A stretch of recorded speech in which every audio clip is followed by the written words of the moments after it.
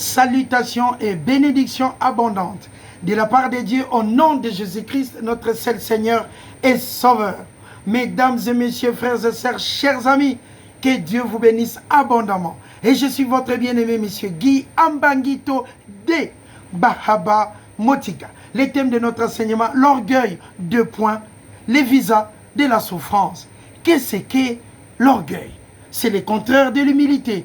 Et l'humilité est cette action, ces sentiments de s'assujettir à la parole de Dieu de Genèse 1:1 en Apocalypse 22:21. L'humilité est l'essence qu'on donne et la valeur qu'on donne à la parole de Dieu. Maintenant, qu'est-ce que l'orgueil? L'orgueil, c'est un sentiment exagéré de sa propre valeur. L'orgueil est tout simplement plutôt un sentiment exagéré de sa propre valeur. Par exemple, j'ai une moto qu'on va répéter souvent au courant de l'enseignement et je pense tout simplement, comme la moto, on peut aller vite sur la route, que la route m'appartient. C'est une erreur. J'ai une voiture. Je pense que sur l'autoroute, je peux atteindre 250. C'est une erreur. Parce que je pense que je vais tout contrôler. Et à ce moment-là, c'est l'orgueil qui se plante dans votre cœur. Et l'orgueil, souvent, conduit à la chute.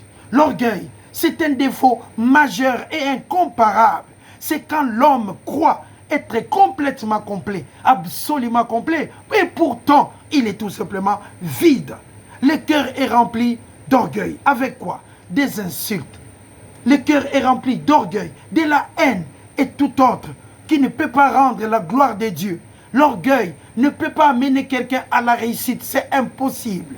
Parce que l'orgueil précède la chute. Que Dieu vous bénisse. Le livre de 1 Pierre, l'épître de 1 Pierre, chapitre 5. 1 Pierre, chapitre 5. Et le thème de notre enseignement, l'orgueil, les visas de la souffrance. À partir du verset 5. De même, vous qui êtes jeunes, soyez soumis aux anciens. Et tous, dans vos rapports mutuels, revêtez-vous d'humilité qui précède la gloire. Car Dieu résiste aux orgueilleux. La parole de Dieu ne dit pas que Dieu n'aime pas les orgueilleux. Mais Papa résiste. Et vous êtes d'accord avec moi? Dieu est le créateur des cieux, de la terre, de la mer et de tout ce qui s'y trouve. On est bien d'accord. Il est omniscient, omnipotent, omniprésent. Il est le Tout-Puissant. L'Éternel est Dieu et Dieu est l'Éternel. Il nous a créés à son image. Il a envoyé son Fils unique afin que quiconque croit en lui ne périsse point mais qu'il ait la vie éternelle. Tout ça c'est Dieu. Je suis en train de vous parler de Dieu. C'est lui qui vous donne le souffle de vie. En me regardant, vous êtes en train de respirer, n'est-ce pas? Mais le propriétaire de ce souffle, c'est Dieu. Et la parole de Dieu nous confirme, mais que Dieu résiste aux orgueilleux. Donc c'est un défaut majeur. Voilà pourquoi Dieu résiste aux orgueilleux. La parole de Dieu ne nous dit même pas que Dieu n'aime pas les orgueilleux, mais il résiste. À chaque action, il y a une réaction. Et l'action, nous appelons l'orgueil, et il y a la réaction de Dieu, la résistance de Dieu vis-à-vis des orgueilleux. Même dans le corps de Christ, dans une église, si vous avez une sœur, par exemple, orgueilleuse, elle peut détruire l'église. Et si vous avez un frère orgueilleux qui ne connaisse pas l'humilité, il peut aussi détruire l'église. Un frère qui est rempli d'orgueil, qui pense savoir tout en tout et pour tout, tout en sachant qu'il est tout simplement vide. Mais il ne veut pas croire qu'il est vide. C'est dû à l'orgueil, l'esprit de l'erreur. C'est par orgueil que nous sommes dans la chute. C'est par orgueil que nous pouvons perdre le mariage. C'est par orgueil que nous pouvons perdre le travail. Tout ça, c'est par orgueil quand nous pensons être complètement complètes et absolument complètes. Quand nous croyons que ce que nous avons, les autres qui n'ont pas, c'est tout simplement des pauvres. Mesdames et messieurs, frères et sœurs, si vous voyez une personne, un piéton à la rue, c'est l'un de vous, c'est un pauvre, mais non. C'est un automobiliste qui a trouvé une place de parc. Voilà pourquoi il marche à pied pour aller à la maison. Mais si vous êtes orgueilleux, vous allez dire cet homme qui marche à pied, c'est un pauvre. Or, vous êtes dans l'erreur selon votre point de vue. Si vous croisez une personne qui n'a pas de voiture, ça signifie qu'il n'a rien, vraiment. Si vous croisez une personne qui n'a pas de maison, qui n'a pas de propriété, donc cette personne, pour vous, c'est automatiquement un pauvre. Parce que vous, vous avez une maison. Est-ce que votre maison est comparable à d'autres maisons aussi? Et les gens qui ont des maisons plus de valeur que vous, mais vous ne le savez pas. Si vous avez une voiture, par exemple Mercedes ou Porsche, est-ce que vous allez circuler plus vite que l'autoroute? C'est impossible à quelqu'un de circuler plus vite que l'autoroute. Parce que l'autoroute commence au point A et au point B. Et si vous êtes à l'intérieur, même si vous êtes à 1000 à l'heure, faites comme vous voulez. Mais vous ne pouvez jamais circuler plus que la route. Ce n'est pas possible, n'est-ce pas? Que Dieu bénisse vos cœurs. L'orgueil précède la chute. C'est le visa de la misère. C'est l'autorisation pour rentrer dans la galère. L'orgueil, l'autorisation pour souffrir. L'orgueil, c'est un visa qui vous conduit dans l'imbroglio durant toute votre vie. Il y a d'autres erreurs qu'on peut faire dans la vie. Mais après 15 ans, ça vous rattrape encore. Et pourtant, vous avez oublié cela. Mais ça vous rattrape encore. Par orgueil, on perd tout. C'est l'instrument le plus rapide dans la vie de quelqu'un pour échouer. Ça s'appelle l'orgueil. L'humilité précède la gloire. S'assujettir à la parole de Dieu. De Genèse 1, 1, en Apocalypse 22, 21. Parce que Dieu est amour. Le contraire de la parole de Dieu, ça s'appelle l'orgueil. C'est un défaut majeur. Et c'est le plus ancien défaut qui existe dans la vie. C'est l'orgueil. C'est tout simplement l'orgueil. Incroyable.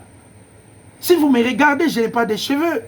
Quelqu'un peut m'insulter. Écoutez, Guy n'a pas de cheveux. Il se met à rigoler. Mais vous savez, quand à l'époque, j'avais des cheveux. Mais maintenant, je n'en dispose plus. Vous comprenez un peu la réalité de la vie. Il y a des gens qu'on peut appeler pauvres. Mais ce sont des gens qui avaient des possibilités. Mais par orgueil, ils se sont retrouvés dans des situations compliquées. Et voilà pourquoi nous disons, c'est l'humilité qui précède la gloire. L'orgueil précède la chute. C'est un défaut majeur. C'est un défaut incroyable, irréparable, si ce n'est que la parole de Dieu. Et c'est l'humilité qui précède la gloire. Continuons de lire pour comprendre la grâce de Dieu. Car Dieu résiste aux orgueilleux et il fait grâce aux humbles. C'est la bénédiction de l'Éternel qui enrichit et il ne la fait suivre d'aucun chagrin. Humiliez-vous donc sur la puissante main de Dieu, afin qu'il vous élève lui-même, papa, au temps convenable, et déchargez-vous sur lui de tous vos soucis. Donc, pour présenter à Dieu vos besoins, vous devez aussi être humble. Un orgueilleux, quand il prie, vous comprenez que cette personne, c'est une personne orgueilleuse, tout simplement. Même quand la personne prie, vous comprenez qu'elle ne comprend pas que Dieu est le Dieu des grâces. Il est le Tout-Puissant. Pourquoi vous demandez à Dieu 1000 francs? Or, dans votre propre bouche, vous pouvez demander à Dieu 10 000 francs. Pourquoi se mettre à genoux et demander à Dieu, papa, je cherche 1000 francs? Vous êtes dans l'erreur. Est-ce qu'on peut prier pour demander à Dieu, par exemple, 1000 francs congolais? Qu'est-ce que vous allez acheter avec? Demandez à papa 10 000 francs congolais. Demandez à votre père 1 million de francs congolais. Pourquoi vous hésitez à demander à Dieu? Ça aussi, c'est une forme d'orgueil. Quand on refuse de demander à son père, quand on refuse ses droits vis-à-vis à son papa. Je m'appelle Mbangito par rapport à mon père. Et je porte ce nom d'Mbangito. Et fier d'être de Bahaba Motiga. C'est mon nom. C'est mon nom. C'est à moi. C'est mon nom. C'est le nom de mon papa. Il a dit, toi, tu seras Mbangito de Bahaba Motiga. Et je le suis. Mon père m'a acheté ce que je lui demandais. C'est parmi mes droits. Et vous aussi, vous avez des droits légaux. Ça ne sert à rien de crier pendant toute la nuit pour demander à Dieu seulement 100 $. Vous imaginez la perte de la croyance. Quand vous croyez, vous devez croire grand. Et demander aussi énorme à papa. On ne peut pas rester à prier toute la nuit pour demander à Dieu 10 000 francs congolais. Demandez à votre père des millions de francs congolais. La caisse de Dieu est tellement remplie. La banque céleste est tellement remplie. Mais ce que Dieu refuse, c'est l'orgueil. Il fait grâce aux humbles. Papa fait grâce aux humbles. Vous comprenez que c'est qu'une grâce. Qu'est-ce que c'est qu'une grâce? Cette faveur incomparable de Dieu vis-à-vis de ses enfants. Puis on vous donne un pain. Vous appelez ça une grâce. Mais non. La grâce de Dieu, c'est une puissance infinie de Christ en nous, l'espérance de la gloire. Nous parlons de Dieu en tant qu'omniscient. Nous parlons de Dieu en tant qu'omnipotent. Nous parlons de Dieu en tant qu'omniprésent. Nous parlons de Dieu qui a créé la mer. Nous parlons de Dieu qui a créé les océans. Nous parlons de Dieu qui a créé le soleil. Nous parlons de Dieu, le propriétaire de la lune. Nous parlons de Dieu, le propriétaire de Jupiter, le propriétaire de la voie lactée. Nous parlons de ces dieux-là. Et vous vous mettez en prière pour demander à Dieu 1000 francs congolais. Vous vous rendez compte de la perte de la croyance. Vous êtes des enfants de Dieu. N'hésitez pas. C'est une forme d'orgueil de ne pas demander à Dieu selon vos besoins. Il a dit lui-même. Ah, c'est magnifique. Il a dit lui-même. Car Dieu résiste aux orgueilleux, mais il fait grâce aux humbles. Humiliez-vous donc sous la puissante main de Dieu, afin qu'il vous élève lui-même, vous élève au temps convenable. Déchargez-vous sur lui de tous vos soucis, car lui-même prend soin de tous vos soucis. Vous vous rendez compte? Demandez à Dieu tout ce que vous voulez. C'est une forme d'orgueil quand on ne demande pas à Dieu ce qu'on veut. Quand on veut demander aux autres. C'est comme si vous manquez l'argent des transports, vous êtes quelqu'un et vous voulez, vous hésitez à demander. Vous vous dites vous-même, ah je vais, ah non, moi je ne peux pas demander. Et vous partez à pied. Et en partant à pied, vous croisez des bandits. Et vous vous retrouvez dans un hôpital. On vous a menacé. Dû à quoi? À l'orgueil. L'orgueil, les visas de la souffrance et de la misère. L'orgueil, l'autorisation de la galère dans la vie des enfants même de Dieu. Nous sommes des peuples de Dieu. Nous sommes dans l'administration de la grâce. Nous sommes des peuples de Dieu. Pourquoi on dit que nous sommes dans l'administration de la grâce? Parce que nous ne sommes plus sous la loi. La bénédiction de Dieu enrichit. Et il ne la fait suivre d'aucun chagrin. Quand Dieu bénit, il bénit. Quand Dieu bénit, il bénit. Vous ne pouvez pas dire que je suis là seulement à cause de ça. Je suis là à cause de ça. Non, vous êtes là par votre propre croyance. Par votre propre croyance. Car Dieu va vous élever au temps convenable. Et le temps convenable est là.